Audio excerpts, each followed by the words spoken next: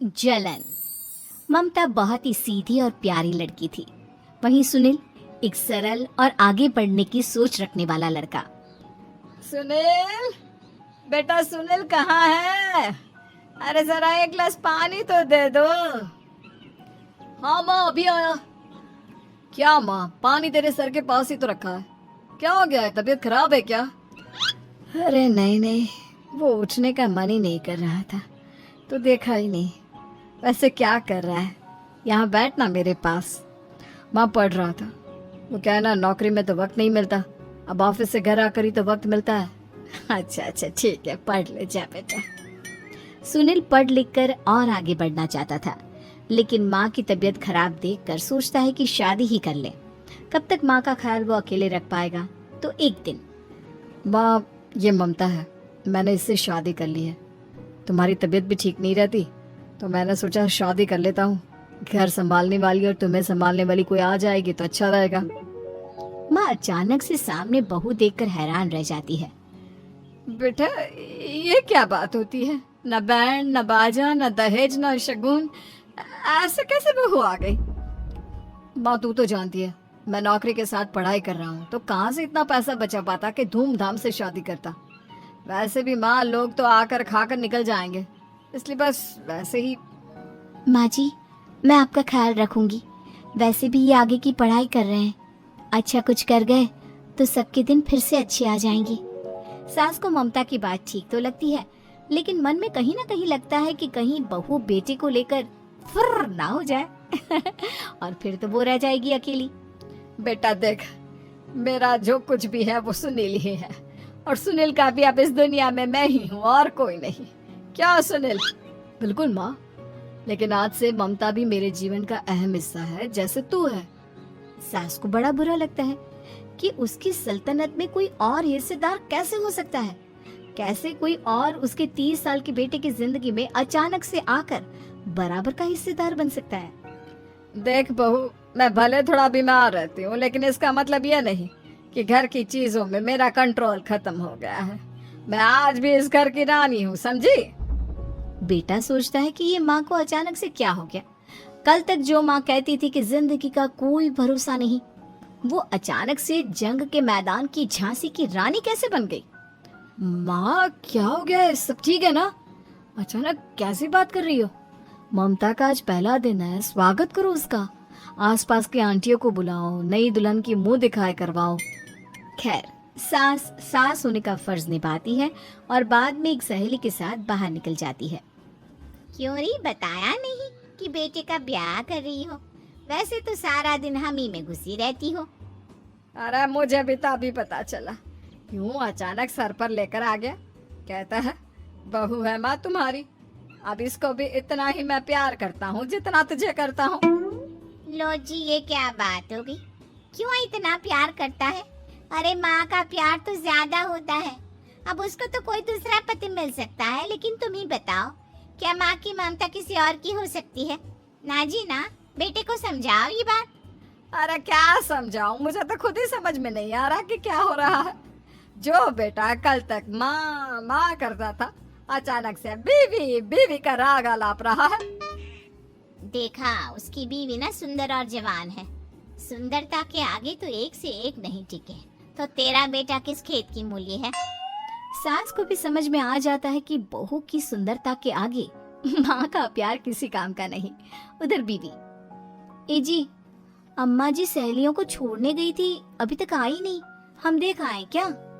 अरे रहने दो ना, आ जाएंगी। कहाँ जाएगी, उनकी आदत है, एक बार जाती है तो पूरी पंचायत खत्म करके ही आती है। अच्छा ही है, खाना वाना खा कर गई होगी। छोड़ो ना, घूमेगी तो खाना पचेगा, नहीं तो ऐसे ही खाट पकड़ लेगी। बहू भी शांत हो जाती है। उधर सास सोचती है कि आज थोड़ा देर से ही घर जाती हूँ, जब बेटा परेशान होकर ढूंढेगा तब मजा आएगा। बीवी को खुद ही पता चल जाएगा कि माँ के आगे उसकी दाल नहीं गलेगी। लेकिन वहीं दूसरी ओर घर पर, ए जी, माँ जी अभी भी नहीं आई। हमको तो घबराहट हो रही है कि क्या करें, जाकर पता करें किसी के घर। अच्छा, कहाँ जाओगी ये भी बता दो। पहला दिन है तुम्हारा इस घर में और एक ही दिन में मोहल्ला छानोगी क्या?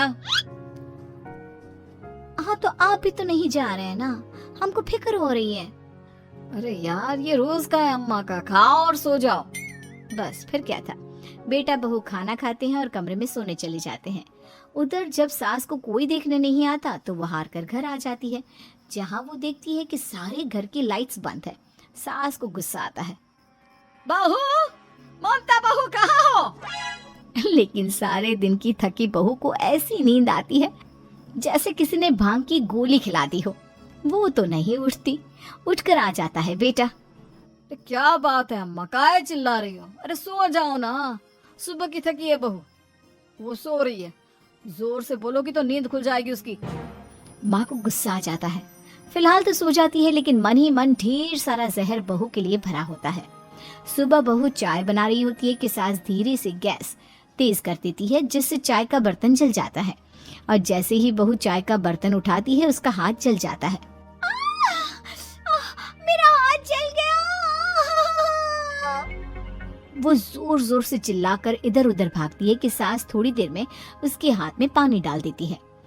हाय रे बहू, क्या कर रही हो? पहली बार रसोई छुई हो क्या? सासू माँ गलती से गैस तेज रह गई थी और बर्तन जल गया, जिससे मेरा हाथ जल गया। हाय रे, कितना गंदा दाग। छी छी छी छी, मुझे तो उल्टी आ रही है तेरा गला हुआ मांस देखकर। तू ना मुझे अभी साथ से खाना मत लगाना। बहू भी खुद का हाथ देखती है तो उसे भी रोना आ जाता है। कुछ दिनों के बाद सास की सहेली आती है, बहू चाय बनाकर लाती है। उसके जाने के बाद सहेली कहती है, बहू की सुंदरता ऐसी है कि कोई भी दीवाना हो जाए।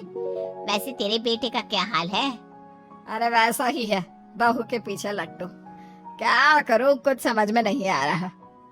मैंने तो बहू के चेहरे पर दिवाली के पटाखे की चक्री फेंक दी, उसका पूरा चेहरा जल गया। अब देखो ना रही सुंदरता, और ना ही अब मेरा बेटा उसे पूछता है। अरे अब तो वो उसे छोड़कर दूसरी भी देखने को बोल गया है मुझे। बहू सारी बात सुन रही होती है। आंटी एक बात बताइए, क्या भरोसा है कि दूसरी सही आए और आपके अनुसार रहे? देखिए आंटी, मेरी सासू माँ को गलत बात सिखाने की जरूरत नहीं है। हमारा परिवार साथ में खुशी से रह रहा है।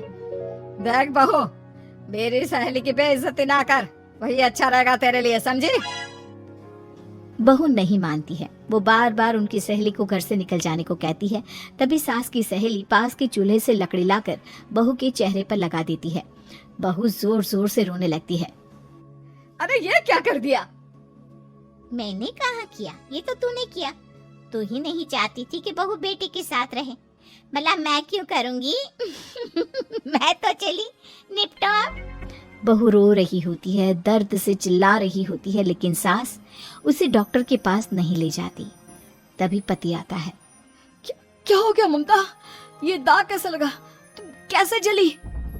ममता कुछ नहीं कहती, बस दर्द से करा रही होती है। पति माँ की तरफ देखता है।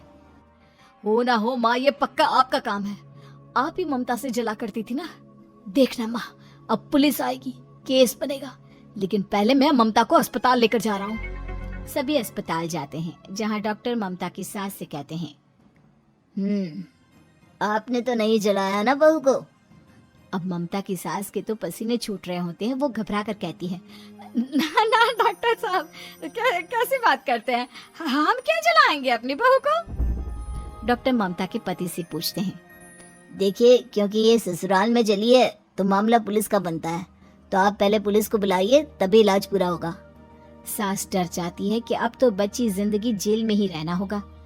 रहने दीजिए ना, पुलिस को क्यों बुलाना? सारी हंसी खत्म हो जाएगी जब पुलिस के डंडे पड़ेंगे। बहू को जलाना भले ही बहुत आसान हो, लेकिन उसके बाद सारी जिंदगी जेल की हवा खाना। सास डर जाती है। पुलिस आती है। पास लेटी दर्द से करा रही ममता स्टेटमेंट देती है। तो क्या हुआ था? कैसे जली आप? ममता पास खड़ी सास को देखती है। बेटी बताओ, कैसे जल गई तुम? ओए, काका का किरण वाली शाहरुख, चुप, बिल्कुल चुप। सास चुप। सभी इंतजार करते हैं कि ममता क्या बोलेगी। जी, मैं खाना बना रही थी, लकड़ी उड़कर मेरे ऊपर गिर गई और मैं जल गई। सास बहू की बात सुनकर रोने लगती है। देखा माँ, कितनी समझदार है ममता। ये चाहती तो, हाँ बेटा, ये चाहती तो मैं आज जेल में होती। मुझे माफ कर दे। मैं आगे से अभी कभी ऐसा नहीं करूंगी। बहू के साथ मिलकर रहूंगी। मुझे माफ कर दे।